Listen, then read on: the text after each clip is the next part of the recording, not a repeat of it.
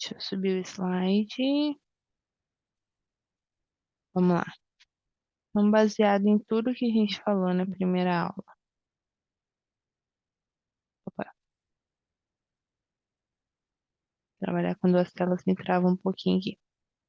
Foi. O que que a gente vai trabalhar na nossa aula, na nossa disciplina aqui? A gente vai trabalhar a língua portuguesa de uma maneira mais prática, para a gente entender e utilizar ela corretamente em diversas situações comunicativas. Vamos começar a entender essas situações comunicativas? A gente aprende na escola sempre que a gente tem ali duas formas de falar, né?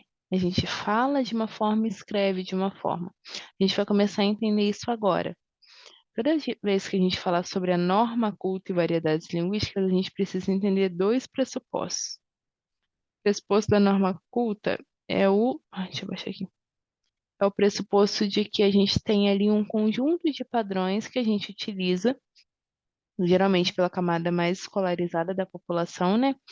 Que é a camada que tem acesso ao ensino de língua portuguesa. Por quê? Porque esse é o tipo de linguagem, de norma, que todo mundo consegue se entender ali. De uma maneira mais prática, é a língua portuguesa que faz com que um nordestino e um sulista conseguem se entender ou entrar em consenso sobre algum determinado elemento, algum determinado significado e conseguem conversar, mesmo que entre eles haja uma grande diferença entre tipo de linguagem, porque são regiões diferentes. O principal objetivo da norma culta é impor ali um tipo de correção gramatical, onde a gente tem aquelas regrinhas que a gente aprende a vida inteira, aquelas regrinhas chatas que são baseadas naquele livro grosso que a gente carregava nas costas todos os dias para a escola. Geralmente tem um livro de português e matemática eram os maiores livros e eram os mais pesados. Por quê? Porque ali a gente tem a nossa gramática normativa, a gramática que a gente utiliza e a gente aprende como utilizar as regras gramaticais. Na norma culta, a gente também tem aquela linguagem mais cuidada, aquela linguagem elaborada, onde a gente tem as estruturas sintáticas bonitinhas e complexas e um vocabulário mais rico, mais diversificado, onde a gente trabalha a linguagem de uma maneira mais clara e mais correta. Então, na norma culta, a gente tem ali a parte do domínio, onde onde é refletida a modalidade da escrita que mostra um elevado grau de rigor, ou seja, a gente aprende a utilizar a pontuação, acentuação, concordância, colocação pronominal, que é a parte da língua portuguesa que a gente tem aquelas língua portuguesa mais regrada, mais encaixotada. Como exemplo, a gente tem aí, a gente aprende geralmente no ensino médio, né? Próclise, ênclise e mesóclise. O que que a ênclise fala? Que a gente não pode utilizar. Só um minutinho. Que a gente precisa utilizar a colocação pronominal sempre em ênclise no início da frase para ficar mais rebuscado.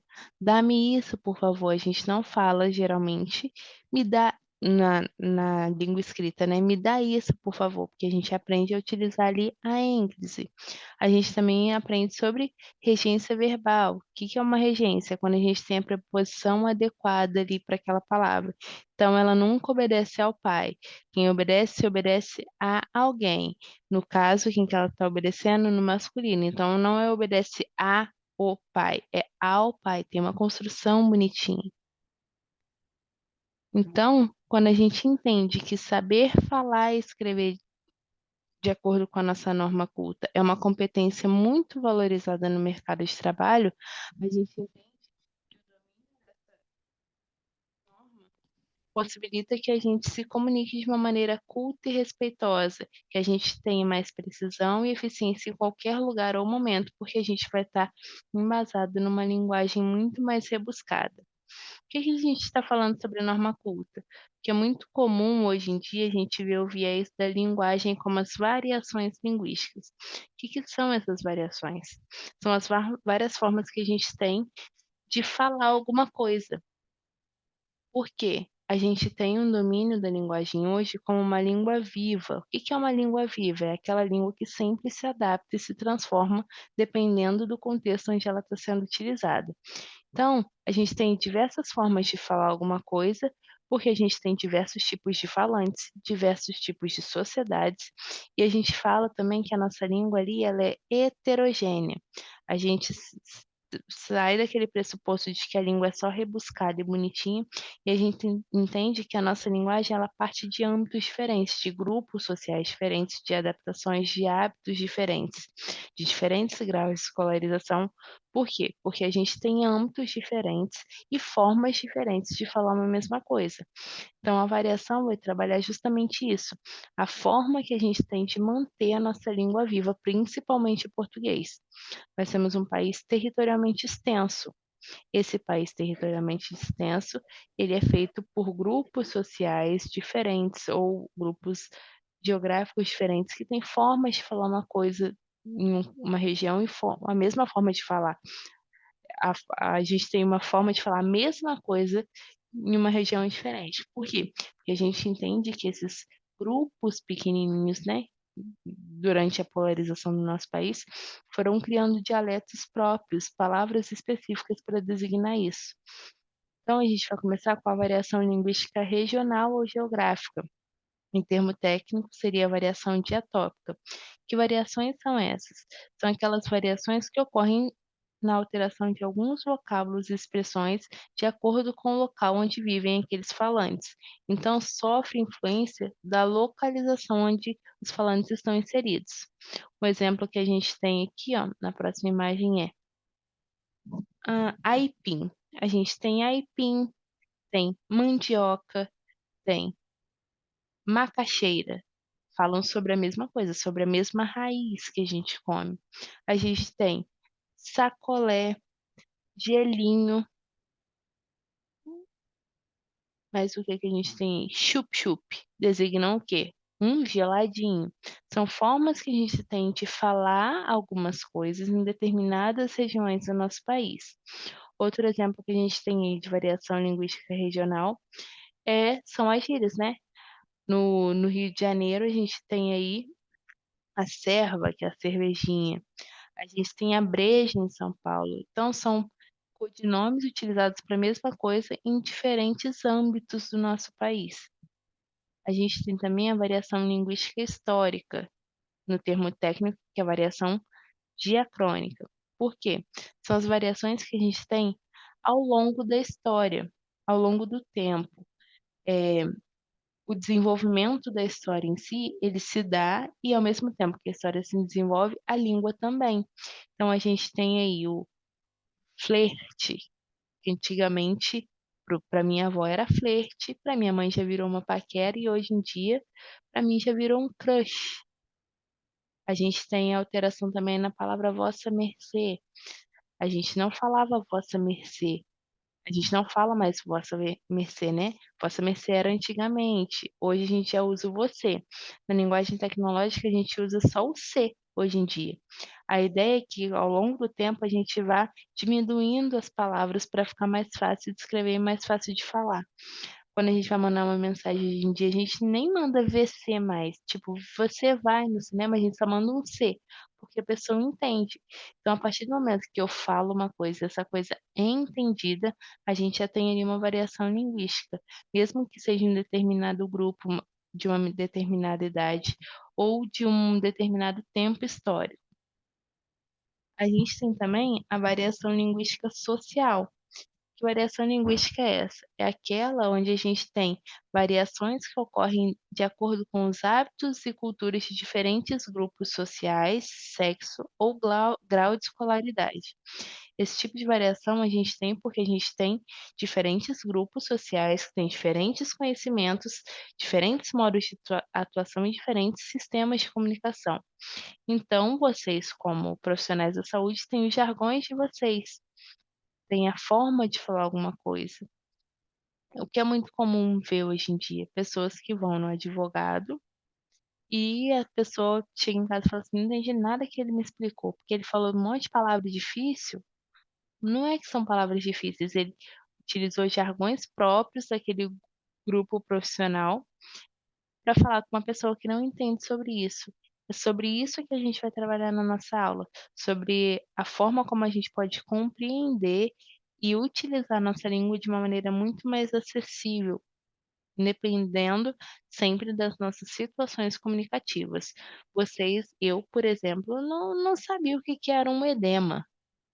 Eu aprendi no dia que eu precisei ir ao médico, porque eu estava com, eu acho que era uma inflamação, né, que deu uma aguinha, e aí ficou um caroço. E aí eu descobri o que que era. Então, quando o médico falou: "Ah, isso é um edema", eu não lembro a palavra que ele falou. Eu falei assim: "Ah, mas o que que é isso?". Ele teve que traduzir para mim. Então o que que ele fez ali? Ele utilizou o conhecimento técnico dele para me transmitir de uma maneira muito mais prática, porque a situação pedia aquilo.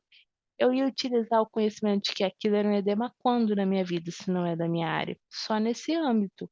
Mas ao mesmo tempo, eu não posso sair falando que é uma coisa sem um conhecimento para as outras pessoas. Então, quando a gente compreende a necessidade da nossa língua e a utilização desse tipo de linguagem em determinados grupos e situações de comunicação, a gente tem uma comunicação ok. A gente também tem a variação linguística diafase, que é a variação linguística de situação. Como assim? A gente tem formas de falar de acordo com o contexto ou situação que a gente está inserido. Concordam comigo? A gente não fala da mesma forma. Eu não falo da mesma forma com o meu chefe, como eu falo com a minha filha de 2 anos. Por quê? Situações diferentes pedem linguagens diferentes, compreensões e processos de comunicação diferentes. Então, a gente pode misturar aí um registro mais formal ou um registro informal. O que que a gente tem como exemplo de linguagem informal?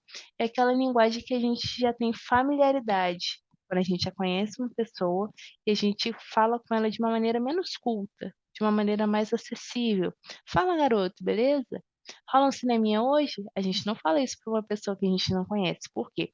Porque a linguagem informal precisa que a gente tenha ali uma familiaridade entre os interlocutores, diferente da linguagem formal, que é aquela linguagem mais prestigiada e mais culta. Quando que a gente usa ela? Quando a gente não tem a familiaridade entre esses interlocutores. Então, essa comunicação precisa ser mais séria, precisa ser uma comunicação totalmente culta. Então, quando a gente vai pela primeira vez num médico que a gente não conhece, como que a gente fala com ele? "Bom dia", e ele às vezes eles perguntam: "Bom dia, tudo bem? Como vai? O que está acontecendo?". E a gente tenta explicar de uma maneira muito mais prática, de uma maneira muito mais teórica, a gente tenta falar mais bonitinho para que ele entenda. Mas se for um médico que a gente já conhece, por um exemplo, a gente já chega falando no nosso dia a dia, porque a gente já tem ali uma familiaridade onde a gente está inserido, né. Então a situação, o contexto onde a gente está, vai ditar a forma como a gente vai se portar, como a gente vai se comunicar. Toda vez que a gente fala sobre a língua portuguesa e sobre esses tipos de variação, é muito comum também a gente aprender a diferenciar o que que é a língua, qual que é o aspecto da nossa língua, não a língua, né, o nervo que a gente tem na boca. A língua como um código. O que que é essa língua que a gente trabalha na língua portuguesa? É esse código que a gente tem, que é composto por algumas regras, e essas regras são comuns nos falantes de uma mesma língua. Por que que cada língua tem a sua regra? Porque cada falante estimula e utiliza aquela língua de uma maneira diferente. Então, cada comunidade vai ter um conjunto de regras específicos ali. O que que a gente vai trabalhar na nossa aula? A língua portuguesa. Por que que a gente tem as regras na língua portuguesa? Porque a gente precisa criar significação a tudo que é falado.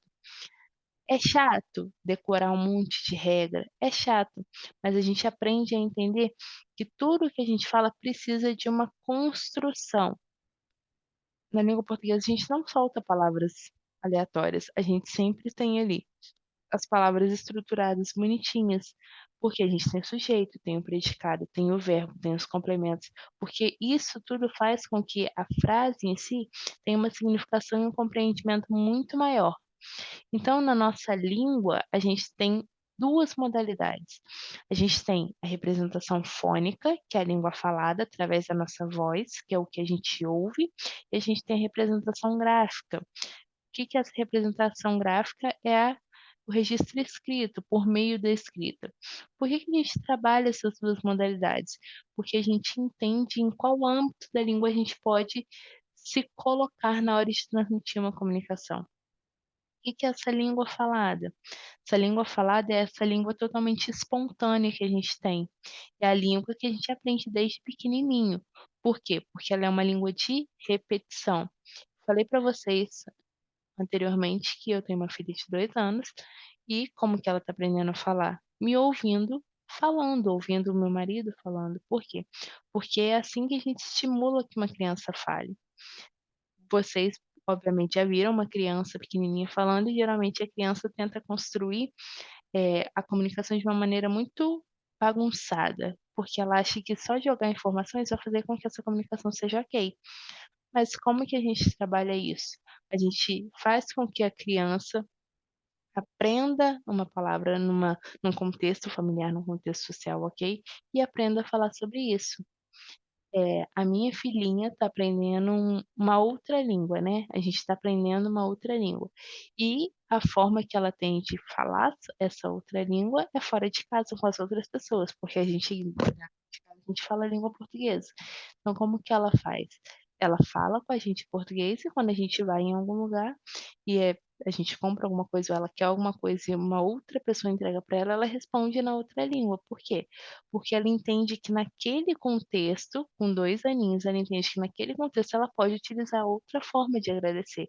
Ela não precisa falar obrigada, porque obrigada é a forma como a gente fala dentro de casa. Por que que a gente trabalha a língua falada? Porque é a principal parte da nossa comunicação. É ali onde a gente está inserido como interlocutor. Então a língua falada, ela é uma das principais partes, porque a gente pode incluir gesto, mímica, o nosso tom da voz pode alterar, a gente tem expressões faciais e a gente tem também algumas fisionomias na nossa linguagem falada. Essa língua, ela também é individual, ela é elaborada da forma como a gente quer naquele contexto onde a gente está se encontrando, onde a gente está inserido. Então, o que é muito comum a gente ver pessoas quando brigam, elevam um tom de voz e se impõem em expressão corporal e fisionomia. Por quê? Porque a forma como ela tem de se colocar ali naquele momento. Ao mesmo tempo que a gente pode perceber que numa comunicação ok, todo mundo calmo, conversando normalmente. Quando uma pessoa tem uma ideia mirabolante, ela já tem feições diferentes. Quando uma pessoa tem dúvida, ela tem outro tipo de feição. O contexto, ele sempre vai ditar a forma como a gente fala. Então a forma como a gente se mostra falando diz muito sobre a gente. Na nossa língua falada, a gente tem como trabalhar em 2 níveis. A gente tem a língua falada coloquial, né, que é essa mais popular, que a gente utiliza no nosso dia a dia, que a gente não tem uma ligação direta com a gramática normativa. A gente aprende sim a utilizar a gramática normativa, mas ao mesmo tempo a gente pode fugir um pouquinho dela. E a gente tem a língua mais formal, que é onde a gente fala de uma forma mais cuidadosa, porque a gente está ali obedecendo às regras gramaticais. Como que a gente domina essa língua? Através do estudo e através da leitura. Por quê? Porque a gente tem como cânone, né, literário, que tudo aquilo que é divulgado como um livro, como uma obra literária, precisa passar por um processo de revisão, precisa estar estruturado conforme as regras. Por quê? Porque a gente precisa manter ali uma cerca para que a nossa língua não se perca muito fácil. Por que que a gente aprende gramática normativa na escola? Porque a gente precisa ter um suporte para que a nossa língua não seja uma língua muito livre e a gente perca a noção dessa língua, a gente perca o domínio. Porque se as palavras evoluem conforme o tempo, a nossa linguagem também evolui. Se a gente não tiver ali uma forma bonitinha de preservar aquilo, a nossa língua fica muito solta. Por que que a gente tem o dicionário? Porque as palavras, dependendo do uso, do contexto, da forma como elas são utilizadas, elas mudam o seu significado. Se a gente não tiver ali um suporte para manter um significado específico, a gente pode perder o significado dessas palavras. Por isso que é muito importante a gente sim ter língua portuguesa na escola ao longo da nossa vida, mas a gente também entender que a nossa linguagem ela é uma linguagem muito viva. Na língua falada, a gente tem basicamente essa parte espontânea e natural, a gente só fala, a gente não pensa muito, né. É muito comum a gente ver pessoas que falam assim: "Ah, eu não penso antes de falar", por quê? Porque o processo de construção de significação na nossa mente, ele demora um pouquinho mais do que o processo para soltar isso. Então é muito comum a gente falar as coisas sem pensar muito, porque a gente já está acostumado com isso. É uma questão de aprendizagem, né, ser muito mais espontâneo, diferente da língua escrita. A língua escrita ela é totalmente formal, disciplinada e rígida. Por quê? Porque ela é uma língua distante, por isso ela precisa ser uma língua clara e objetiva, precisa ser compreensível para qualquer pessoa que esteja lendo. Por isso que a gente fala também que a nossa língua escrita ela é uma língua artificial, porque ela foi criada depois da falada. Por isso que a gente demora muito para aprender, né, a construção bonitinha, a gente passa anos estudando isso na escola, mas a língua falada não, por quê? Porque ela é muito mais espontânea, muito mais prática, a gente solta com mais facilidade, a gente pensa e fala. Na escrita não, a gente precisa manter esse distanciamento do interlocutor, por quê? Porque precisa ser entendível de qualquer lugar, por qualquer pessoa. A língua escrita, ela também pode ser guardada, então a gente tem sempre aquele livrinho, aquela gramática velha, que a gente geralmente vai na biblioteca da escola e vê aquela gramática com a capa rasgando, de 1900 e bolinha. Por quê? Porque é uma forma que a gente tem de manter a nossa língua ali guardada, que ela passe de geração de uma forma que ela passe de geração em geração, mas que ela continue ali sendo uma língua totalmente presa, que ela não fuja muito da norma, para que a gente tenha acesso e que ela seja comum para todo mundo.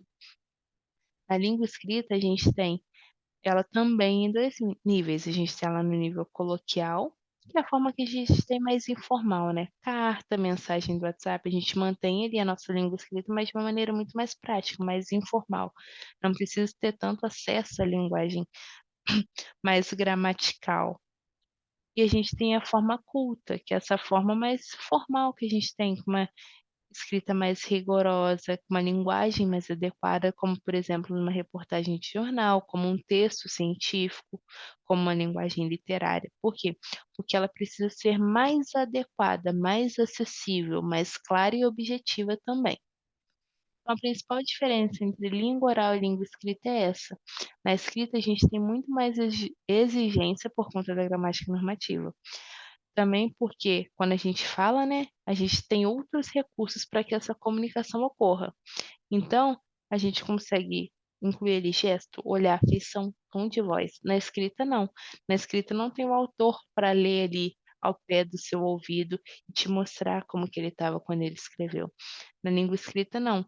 A gente precisa ter uma interação, mas só que essa interação é muito mais difícil. Por quê? Por quê? Porque o texto sozinho ele precisa dar conta dessa comunicação total. A escrita ela não reflete uma fala individual, nem de um grupo social, ela precisa ser uma fala mais neutra, uma fala mais fácil de entender objetivamente. Na língua oral não, na língua oral a gente está ali se pondo, falando, a pessoa está vendo ou escutando a forma como a gente está falando, então a pessoa entende como isso ocorre. Então a gente tem línguas diferentes que exigem conhecimentos diferentes. A língua escrita, ela também não é só uma representação da nossa língua falada, porque ela é um sistema mais rígido que não conta com esse jogo fisionômico que a gente tem na língua falada. Então, dependendo do ambiente onde a gente está, a gente pode utilizar uma linguagem mais coloquial, mais formal, ou uma linguagem mais informal. Por quê? Porque a gente consegue adaptar nosso conhecimento e a nossa linguagem para isso, para que essa comunicação ocorra de uma forma muito mais prática. Deixa eu abrir o slide. O que que a gente vai fazer durante as nossas aulas? A gente vai falar sobre a língua portuguesa a partir desse viés muito mais prático. A gente vai falar sobre as formas que a gente tem de utilizar a nossa língua portuguesa em diversas comunicações, mantendo sempre uma comunicação clara, uma comunicação ok e completa. Tudo que a gente fala precisa ser entendido em qualquer âmbito da nossa vida. Mas quando a gente trabalha sobre a nossa linguagem, a gente entende que isso é possível através de alguns mecanismos muito mais práticos que a gente pode utilizar hoje, devido ao estudo, conhecimentos, mas de uma maneira muito mais prática. Então, o que que a gente está fazendo aqui? A gente está trabalhando a nossa comunicação. Eu preciso que vocês entendam e eu preciso, eh, entender vocês. Então, como que a gente vai trabalhar? A gente vai trabalhar de uma maneira muito mais prática a nossa linguagem. Eu vou trazer para vocês, eh, uma aula mais expositiva e caso vocês tenham alguma dúvida, alguma coisa, vocês podem falar comigo normalmente, não precisa mandar e-mail bonitinho nem nada, é só me mandar lá no WhatsApp: "Oi, professora, sou aluna tal, não entendi isso, você pode me explicar?" Ou até mesmo na aula. Por quê? Porque a gente precisa manter essa nossa comunicação para que a nossa aula seja ok, beleza? Eu vou subir essas aulas no YouTube e vou mandar o material no grupo de vocês, vou subir também na plataforma. Todo mundo está tendo acesso à plataforma já? Vocês podem me responder? Se vocês têm o material também?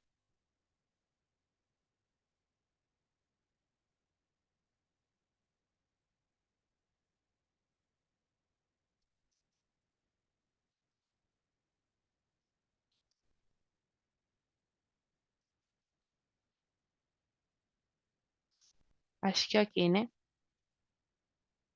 Então vamos fazer assim. Eu vou encerrar nossa aula aqui. Qualquer dúvida vocês podem me procurar no WhatsApp, que eu vou estar respondendo vocês. Eu não sei se eu comentei aqui, mas eu não tô no Brasil. Então, o nosso horário é meio diferente, né? Eu tô 4 horas na frente de vocês. Pode ser que eu demore um pouco para responder, dependendo do horário que vocês mandarem a mensagem. Mas é isso aí. Eu acho que acabamos por hoje. Vou subir aqui o material e mandar lá no grupo para vocês, tá bom? A gente tem uma boa noite para vocês. Um bom sextou, boa sexta-feira para vocês. E a gente se vê na próxima sexta-feira, tá bom? Boa noite, meninas.